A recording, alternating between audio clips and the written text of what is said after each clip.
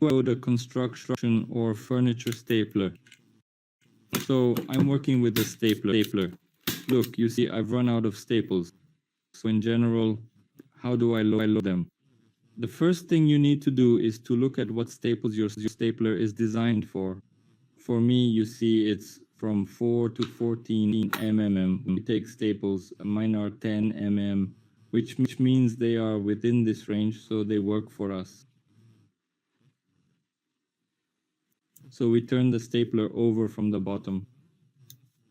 We have a staple feeding mechanism. We press it, push it down, and move it to the side.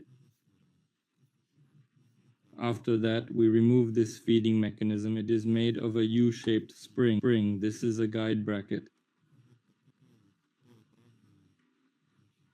Now look, we take the staples themselves and insert them this way into this side, not towards the handle, but toward the handles in the opposite direction, this way, this way.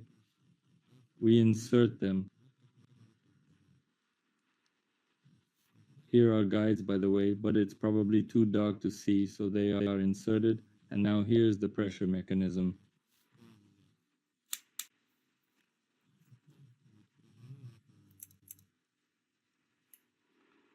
Insert it and now fix it so that the fixing bar hits into this hole.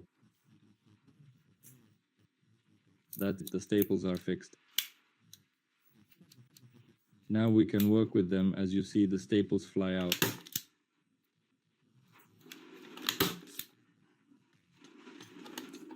So when you finish working, you definitely make the last, let's say, shot and fix the trigger with this funny thing.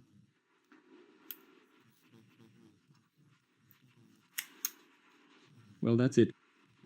When the staples run out, insert new staples. Well, this knob is for adjusting the driving force. That's all. Thank you all for watching. Bye.